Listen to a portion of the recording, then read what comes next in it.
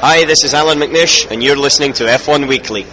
There are fewer than 30 men in the world qualified to drive Formula One. A mere half dozen, perhaps, to win. At this moment, I'm inclined to think you're not one of them.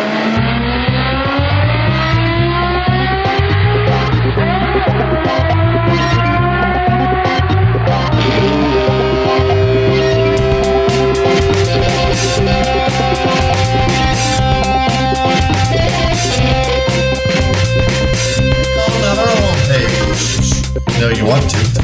Keep up the good work, Stephen, and there you have it. There you go. Hello, this is Desiree for F1weekly.com. I'm your in-depth correspondent. Let's go with the qualifying, Steve. Welcome to F1weekly.com. My name is Clark Rogers. I'm the host of the program. I'll be joined by Nasser Hamid, my co-host.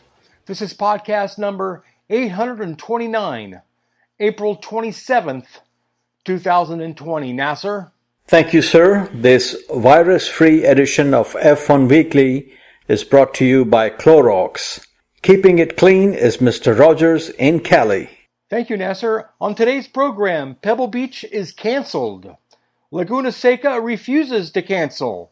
Lando Norris wins at the IndyCar. Kerry says F1 restart will be in Austria. We have Lush on the loose again, back in town.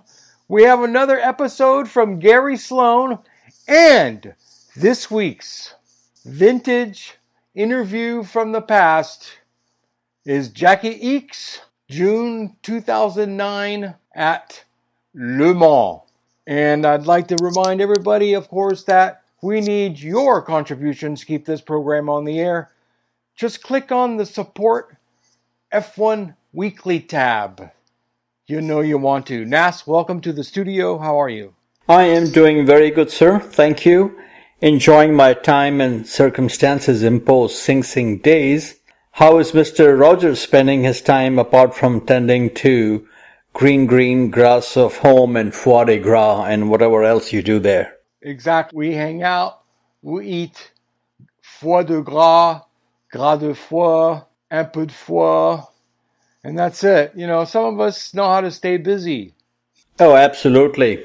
Now, I hope members of F1 Weekly globally are doing well, staying safe, which is very important. And, sir, you know, there's a business in Texas. They sell wooden outlines of racing tracks. And I have, of course, Monza track hanging over my TV. So daily watching of old races under the blessing of Autodromo is keeping me alive and happy. And sir, good news for you. One of the races I watched over the weekend was, and I'm not making this up, Mr. Rogers, was the 2005 San Marino Grand Prix. What an amazing performance from your hero. And I remember this race very well, as it was not televised live in the US. And I remember freaking out in the closing laps following the race on live timing at F1 website. I am sure you have fond memories of this race, sir. Of course, this is the race that establishes El Machismo from the Red El Machismo. Absolutely.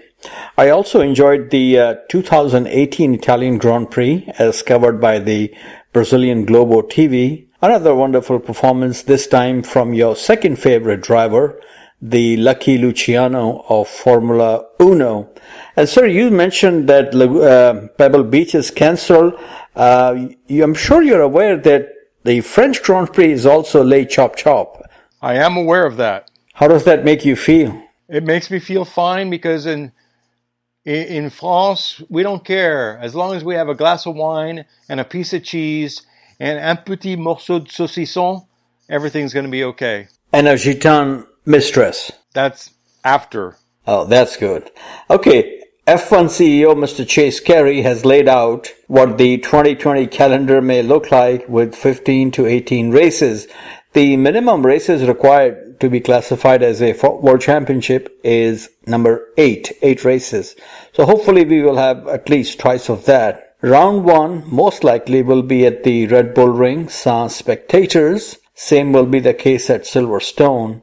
I'm just hoping we don't experience the appearance of Corona 2.0 as the global lockdown eases. And what's your take on races without fans? I think something is better than nothing. What say you? I agree. So I did watch the virtual race, the IndyCar race, which was not exciting, except for the fact that Lando Norris was driving an IndyCar. But you could tell it was a video game. You were bored. It was fake news. We need to get back to racing. But I hate to tell people this, but this whole thing is given an excuse for the lovers of electricity, the Teslas, that they're going to push their agenda. And we're slowly going to see racing as we know it disappear. I'm just saying, don't kill the messenger, but if it has a piston and it has a spark plug and it goes boom, boom, boom, that's going to be bad, bad, bad. Well, we'll see when that happens. But in the meantime, we do have archives and archives and archives of beautiful sound and beautiful machineries like the shark-nosed Ferrari, the beautiful Brabhams penned by Mr. Gordon Murray, and many other beautiful cars, Ford GT40.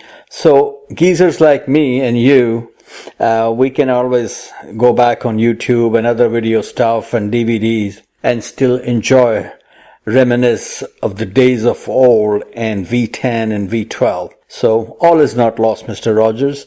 But what may be lost is the Belgian Grand Prix, which is scheduled on August 30th. It is on shaky ground as the local authorities have announced extension to bans on public gatherings. And sir, some sad news. This gentleman, I'm sure you know him, Richard Davila, also known as Ricardo Davila, very well-known engineer from Brazil, has passed away. He was friends with Fittipaldi brothers when they were youths in Sao Paulo. He designed their Formula One car and for many years was based in Japan and very well respected and liked by people who work with him. So our sympathies to his family and the friends, which of course include the Fittipaldi clan. Now, sir, we like music. Claire Williams is singing Loan Me a Dime. The Williams Formula One team have secured a loan through a company owned by a billionaire father of their driver, surprise, surprise, Nicholas Latifi, as part of a refinancing of corporate borrowings. You know, they have also sold their advanced engineering group. Now they are borrowing this money. The loan was finalized about a week or two ago, according to Companies House documents in England. And it's with Michael Latifi-owned Latris Racing Corporation. You know, this gentleman some years ago acquired a 20% stake in McLaren. Okay. And now this loan that he has given is secured against the building and the historic car collection. So I just have a feeling, hate to say this, that days are numbered for Claire Williams holding a job and for the team itself. I think somebody's going to buy them out, or if you know what happens if you cannot pay your debt, the creditors take over. What say you? It's over. Williams is gone. It's going to be Papa and the son, Papa and the son. And yes, sir, the Pirelli man, the boss of Ferrari, the boss of Pirelli Formula One operation, Mario Isola, is out on the front line aiding in the battle against the coronavirus outbreak in Italy. This gentleman, you know, he told me at Austin last year that he does drive an ambulance when he has time, so he has been very busy, so we wish him well and hope he stays safe. Now, since we have a fully loaded burrito, we'll move on to the next item, which is From Russia with Love and more F1. There is a circuit called Igora Drive near St. Petersburg, which is Mr. Putin's hometown. It has been tipped to take over from the Sochi Autodrome as the home of the Russian Grand Prix. Speaking in an Instagram interview for Sky, Daniel Kvyat said relocating the race could help attract more fans from Russia, as this place is, of course, very close to Finlandia.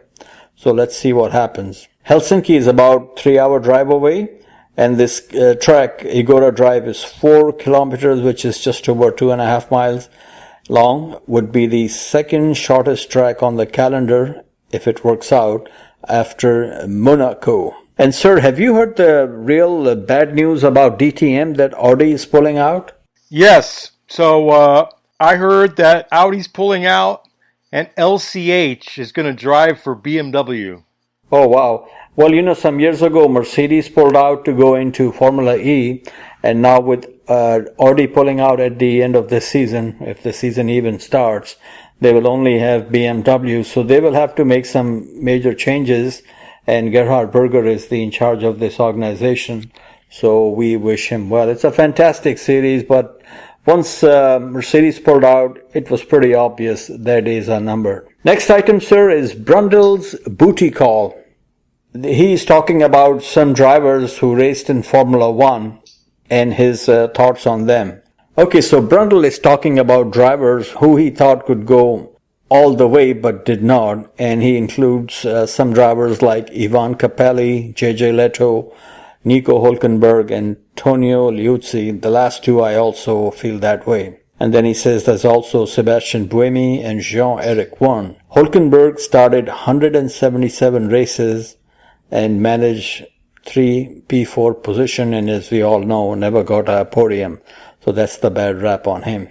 Sebastian Buemi and Jean-Eric Vergne never made it into a Red Bull race seat, but both of them went on to win the Formula E championship, and of course they raced in Formula One in the B team of the Red Bull program. JJ Leto breaking his neck in a testing crash did not help his career. He told us when we interviewed him some years ago at a karting event after his F1 days that he had driven to the 1994 San Marino Grand Prix with Roland Ratzenberger. So pretty sad story there. And then Mr. Kovalainen is also one of those guys who could have gone very far. Heck, he won the World Series by Renault when it was a very competitive series, and also won the first ever GP2 race at Imola in 2005. He led the championship comfortably halfway through the season before losing the title in a second half surge by Nico Rosberg. And I have to say, man, if you ever look at the result of this championship halfway, Nico Rosberg was nowhere to be seen. And then, of course, we have our favorite Jean Alesi. He had all the new motivation, but solo victory in Montreal is all he has to show for his time in Formula One. And talking of Finlandia, the Finnish Grand Prix, which was going to return this year to the new Kimi Ring, has been postponed, and the race was set for July 12th. And so we'll see if it will come back or not. Sir, shall we play our segment from Mr. Lush? Absolutely. It is. It's him, Lush on the Loose. Hello, F1 Weekly. This is Lucian Byfield with Lush on the Loose. Today, I would like to start a little look back at some of the famous inter-team rivalries. This time, let's look back on Nelson Piquet and Nigel Mansell at Williams in 86 and 87.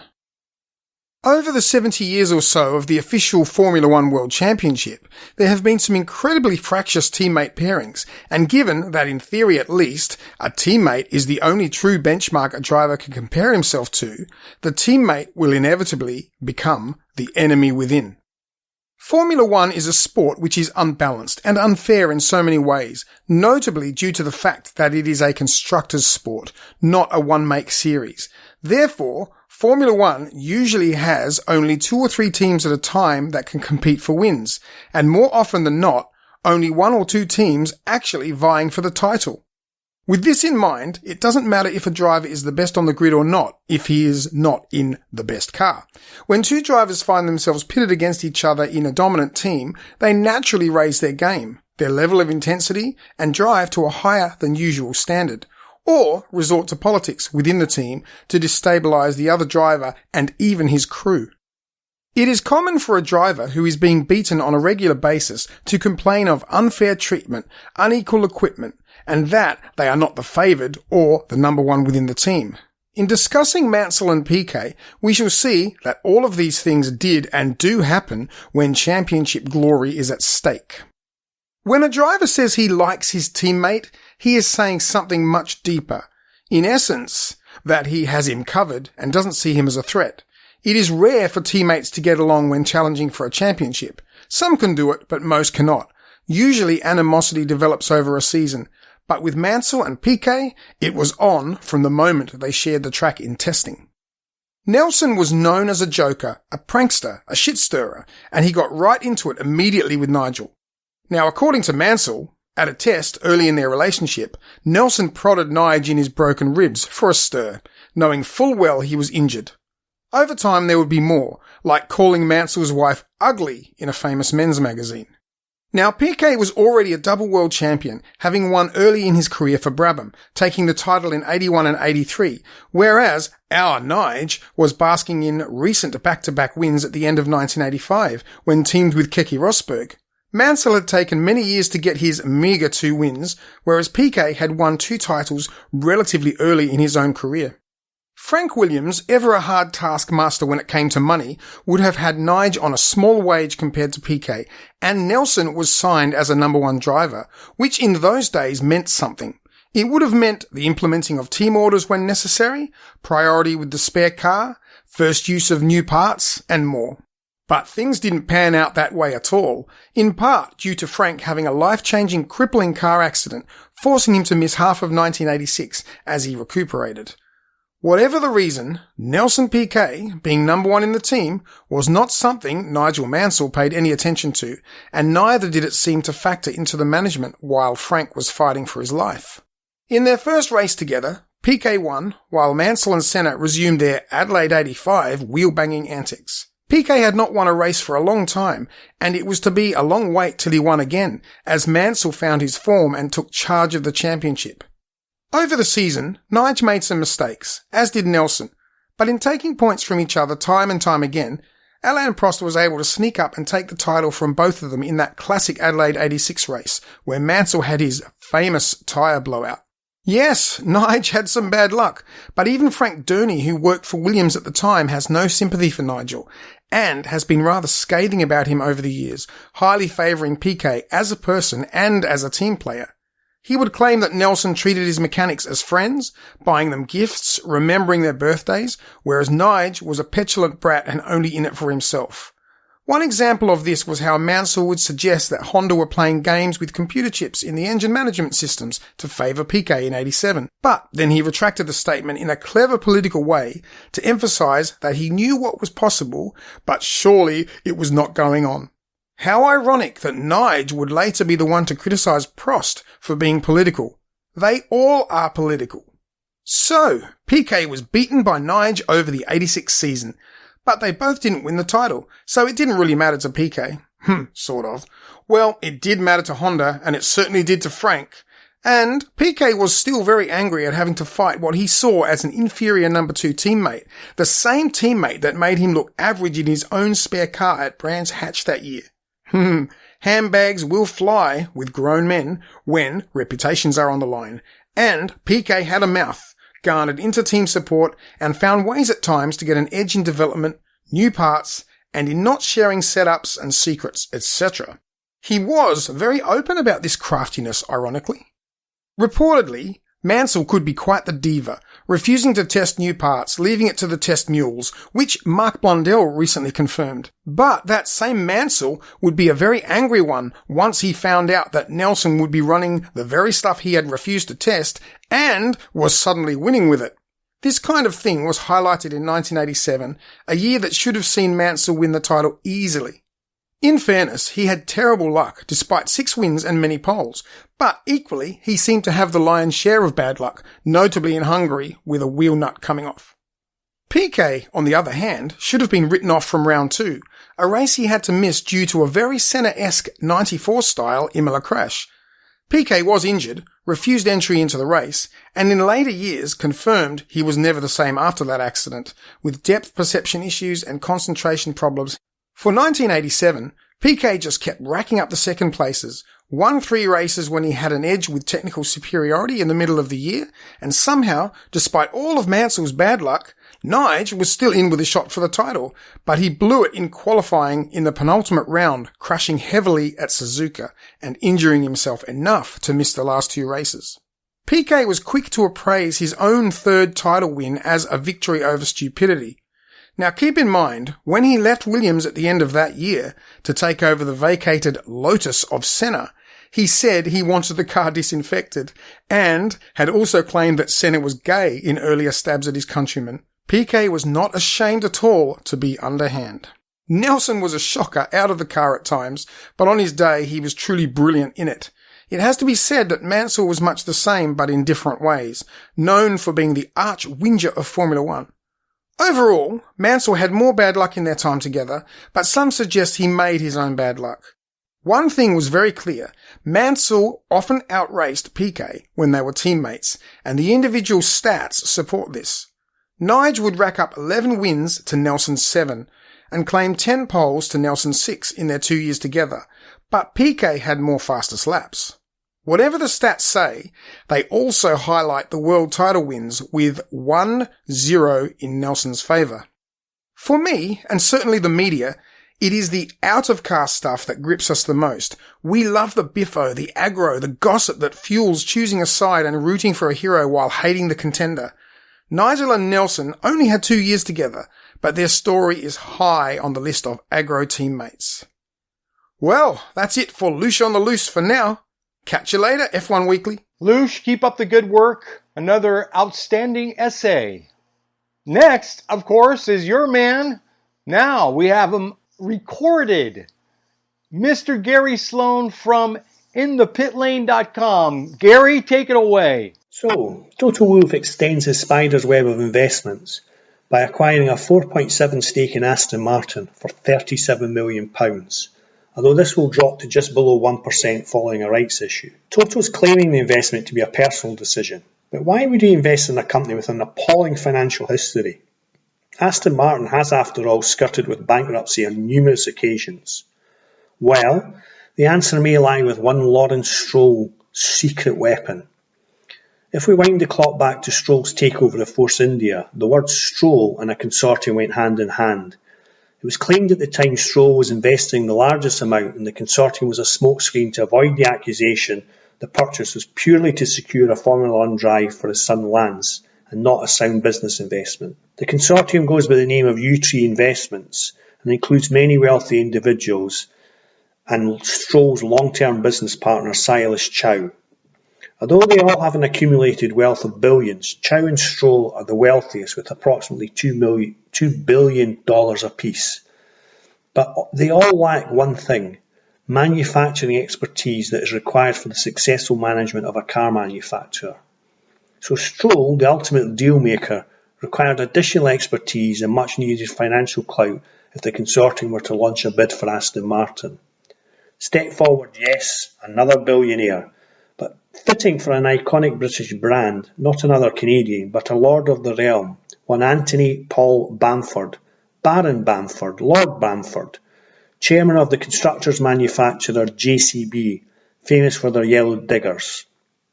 His wealth is estimated at $4.9 billion, making him wealthier than Stroll and Chow combined. Bamford's a confirmed petrol head, and like Stroll, he's a collector of vintage Ferraris, including two 250 GTOs. He also once owned the 1954 Mercedes-Benz W196 Grand Prix car, which was raced by the five-time world champion Juan Manuel Fangio. Bamford, yes, he owns the obligatory Formula One billionaire super yacht, the 204-foot $70 million Virginia.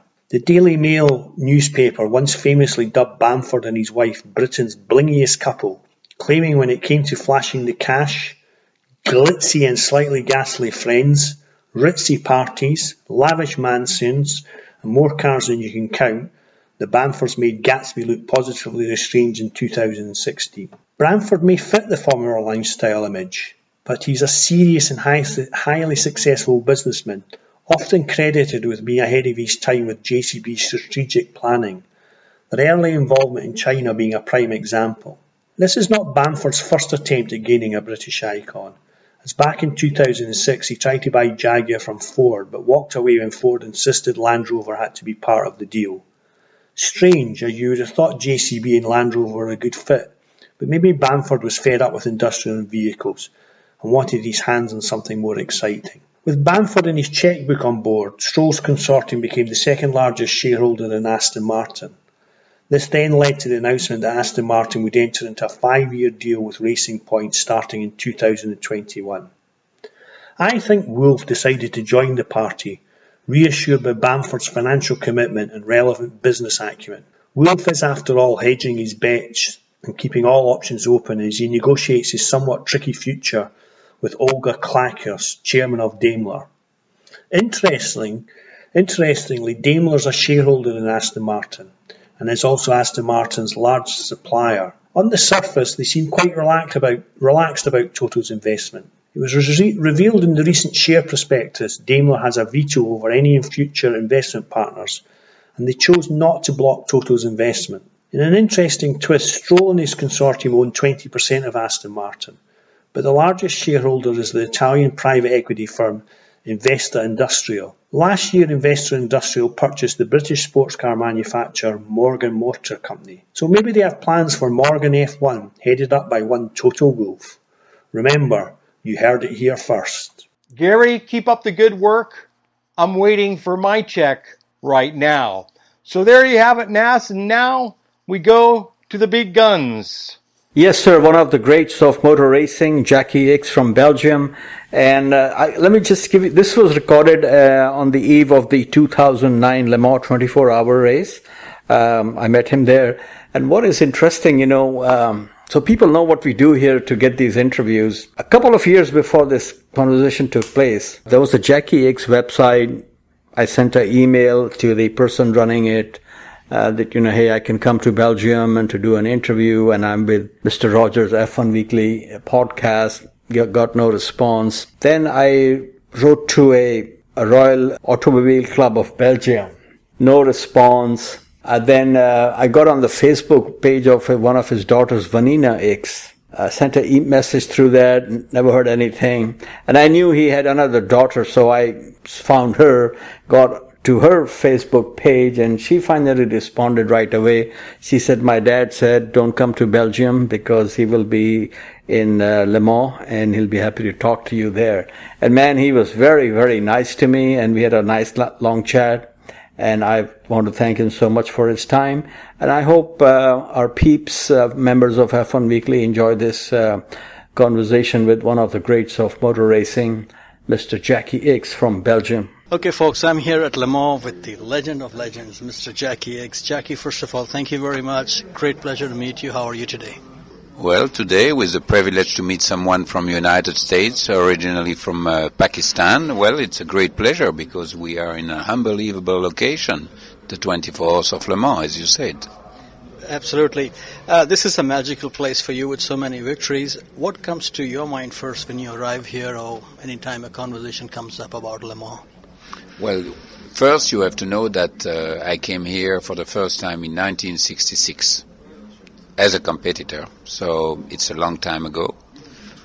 That's more than 40 years ago, obviously. And of course we all come back here with a lot of passion and emotion because we all love the race, because it's an unbelievable race. Your daughter Vanina is one of the drivers this year. How involved have you been in guiding her career? Well, I have not been involved at all. She went to high school, she went to university, she made her degree in biology, and when she was 23 she decided to go into racing, and she did it on her own. I never was her coach. Her decision to go racing after attending university, was that a surprise to you? A big surprise. I didn't expect it, and she never told me that she wanted to become a race driver. Are you happy she is one now? Well, provide someone does what he likes to do. The father isn't there to like it or not. She has to be happy, and obviously what she likes is to be driving high and fast cars.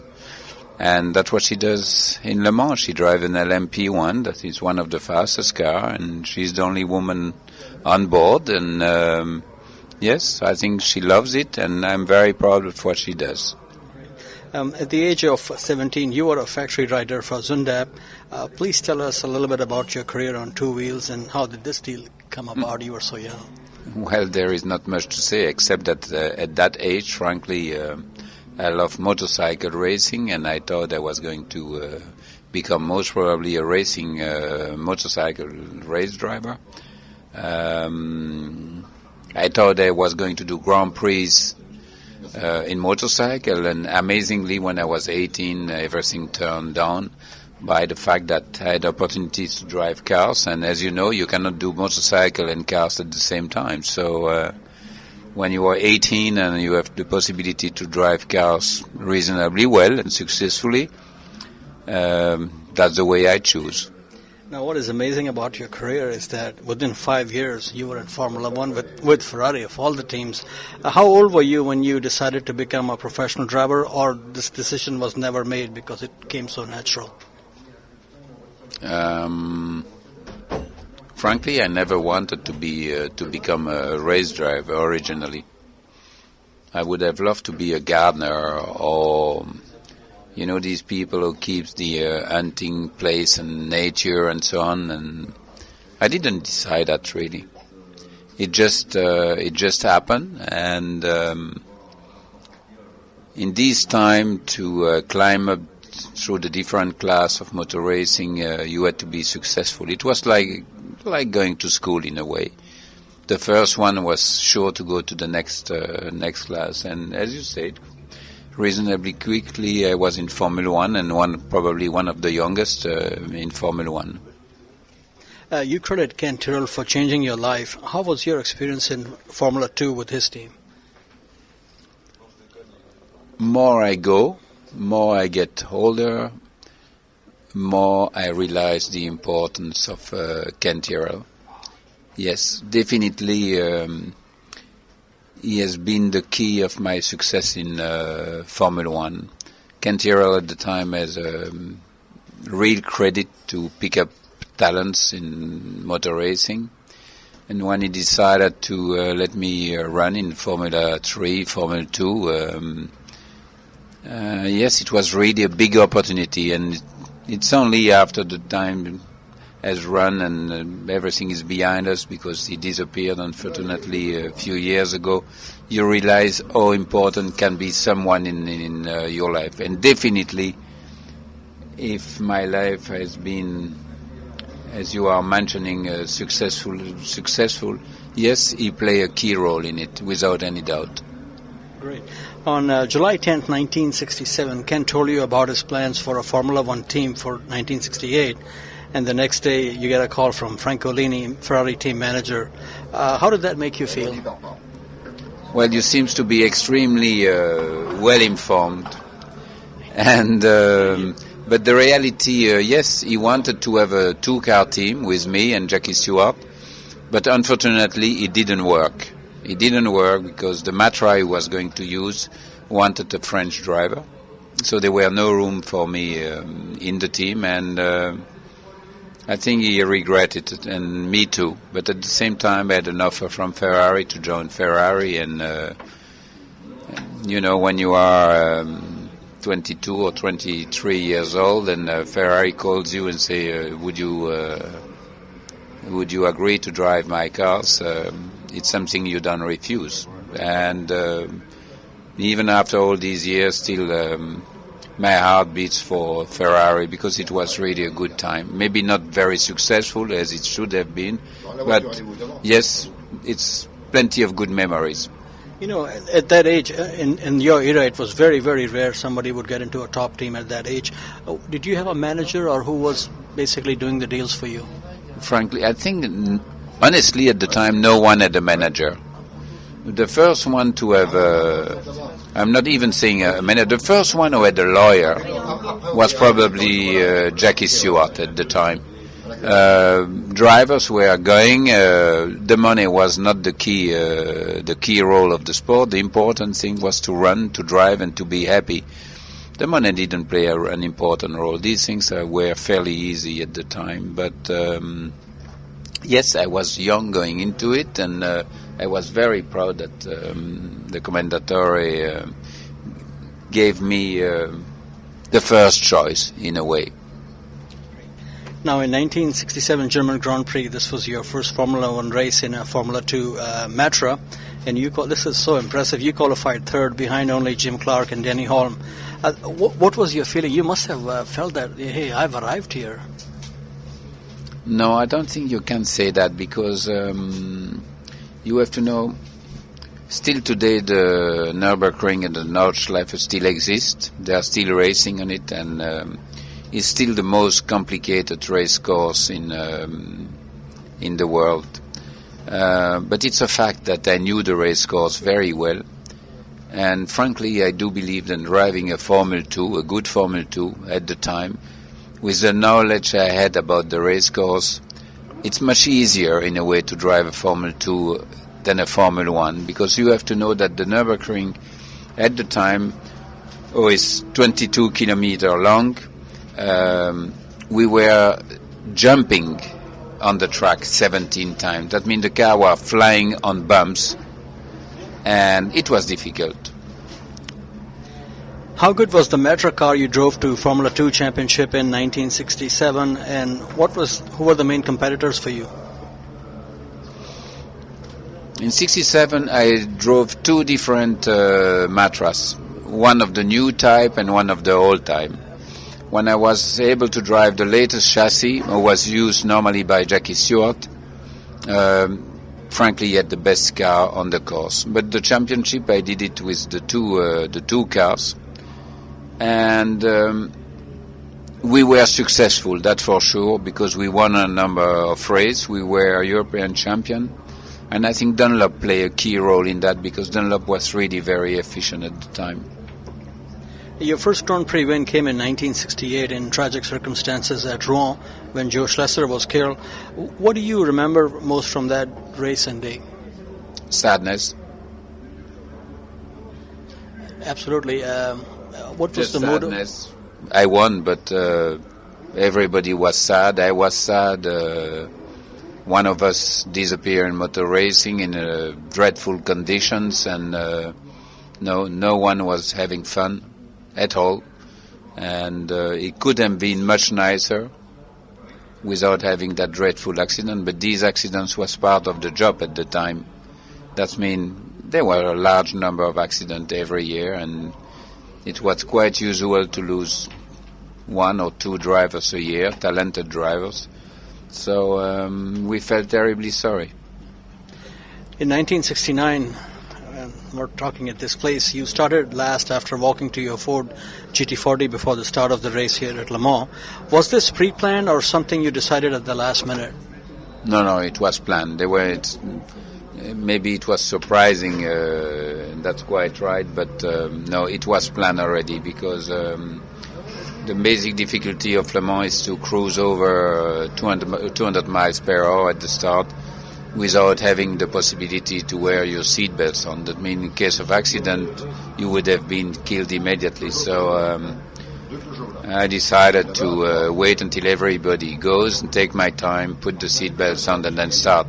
After, the story was different, because obviously I start last and we finish first. Now, when you say it was decided, was John Wyer aware of this, that you would be doing this? I don't think so. No, because I didn't mention it to anyone, though it was a total effect of surprise. Yeah, talking of John Wyer, very famous in sports car racing, how was he to deal with? In the English way, that means pure racing tradition. He was the man of the Aston Martin. He was involved in racing for a long time, but you have to know that even if you call it professional at the time, all the teams were, compare of motor racing today, they were real amateurs. No mobile home, no big trucks, no nothing, and it was very charming. Can one decide who has more passion for motor racing, the British or the Italians? They have the same passion, but they express it in different ways. Very true. Okay, after Jochen Rindt was killed at Monza in 1970, what was on your mind regarding the championship? Was it something you wanted to win under the circumstances? Well, it looks strange, but I never wanted to win the championship that year, and I didn't, and I think it was well written that way, because obviously Jochen Rindt scored the highest number of points. Luckily, I was even on points behind him, but you have to remember that being killed in Monza, he had no chance, of course, to defend himself. And I think the story is well written on that aspect. Jochen Rindt was the first champion, first world champion, who unfortunately died during the season, and I'm extremely pleased that it finished that way, because I would not have been happy about being world champion with someone, a competitor who wasn't there anymore. No, it's well done that way. I'm happy. You know, in this day and age, teammates don't talk to each other, and in the old days it was, you would talk to everybody. Who were some of your good friends when you were racing in Formula One? You have to remember the motor racing, it's still a selfish and individualist sport. But it's correct to say that at the time, as there were no sponsors, the finance was not the key role of the idea of racing.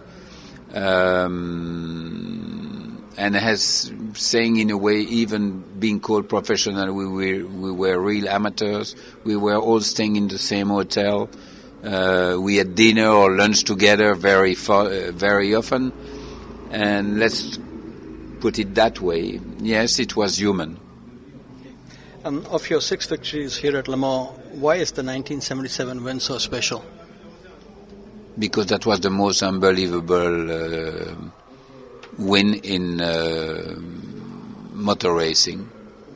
From a definitely lost race, we won it, and I think we all drove exceptionally well that evening in dreadful conditions, rain, fog, for almost the whole night, because we were last at the start with mechanical trouble, because I had swapped cars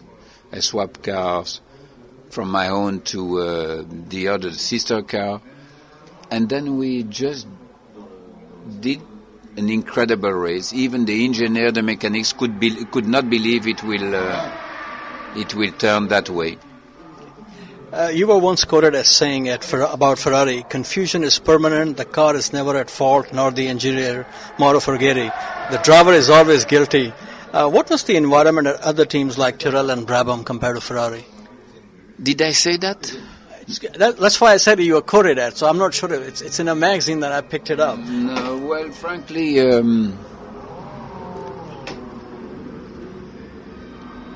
we had some very good years with Ferrari, some bad ones. Some years the car was really the best possible one, the next one not. And it's because I think at the time to build a racing car was very, we say in French, empiric. An engineer knew how to design a car. Either he was successful, then it's successful, you think, now I know the trick to make it right, I will improve it, and the next day it was worse than the first one. But it was a little more or less that for everyone. There was a little small minor fault on racing, and I think we lose a large number of races because unfortunately we lost races on details more than it was not the fact that the efficiency of the car wasn't right, but frankly my terms with Ferrari during these 5 years with the old man, I was always very well treated, and it still remains one of my best memories in motor racing. Niki Lauda called Mauro Ferghieri, the engineer there, a genius but a madman. How was your experience in dealing with him? He was there for such a long time. He's surely not a genius. He was unpredictable, that's for sure. But he did his job with a lot of passion. In 1977, this really surprised me. You won the Bathurst 1000 way down in Australia with Alan Moffat. How did this deal come about, and your thoughts on Mount Panorama track? And I ask this question because we have a lot of listeners in Australia. I don't remember how I met Alan Moffat. I think I met Alan Moffat maybe in United States or in other races in Europe, but he was a hero. Alan Moffat was a hero in Australia. And also the equivalent of Le Mans is, as you said, the Bathurst, the Hardy Ferrodo 1000 in Bathurst, and that race was covered by TV non-stop.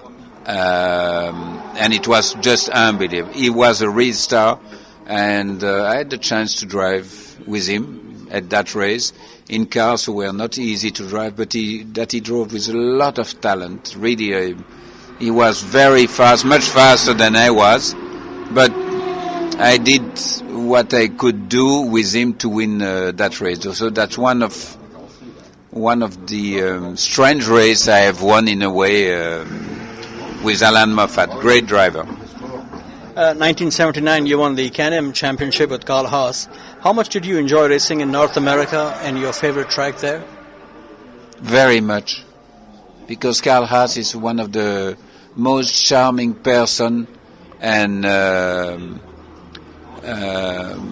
team boss. Oh, it was nice. Him and Bernie really handled their team for many, many, many years with many, many different drivers, always successfully. And he's not only a team leader, he's a nice person, sweet, friendly, and it's quite surprising in that motor racing world. Now, I asked Patrick Tommy this question, so I'm going to ask you also. Did you ever bring him any Cuban cigars? No. Oh, maybe. Not Cuban, but maybe Monte Cristo, because I think he loved Monte Cristo very much. Yes, he never smoked them, you know that.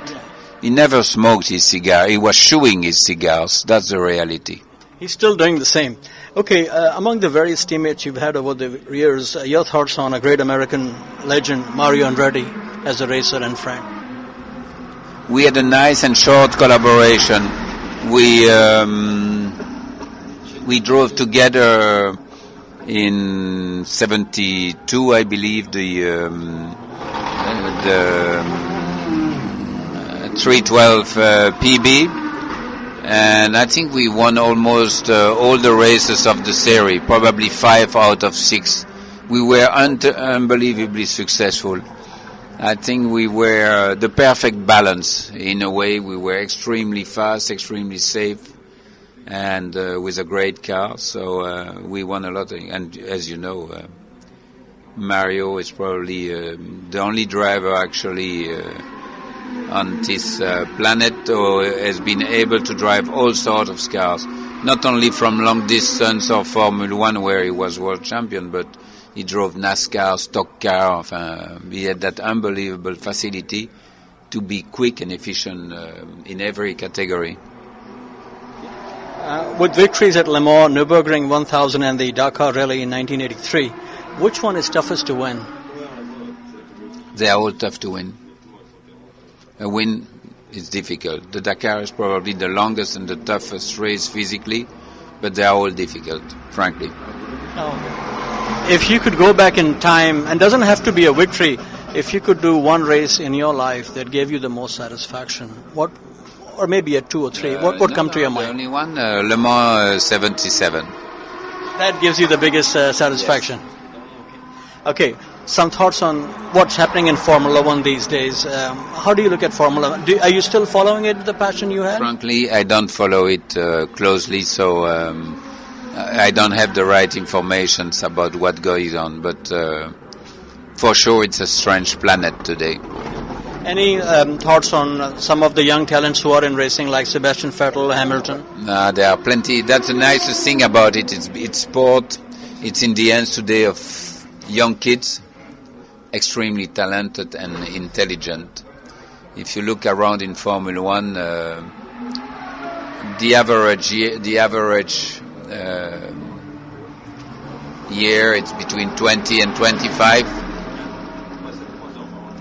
Formula 1 is difficult, but these kids are driving it with an unbelievable amount of skill. So a young driver, let's say 18, 19 years old, same level of talent, would it be easier to get into Formula 1 today or in your era? I think you have to start, first you have to start at the age of 8 doing karting if you want to be in.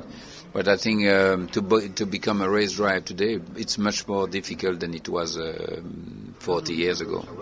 It's tough today because you have plenty of talented people surrounding you. If I may ask, what's a day like in the life of Jackie Hicks these days?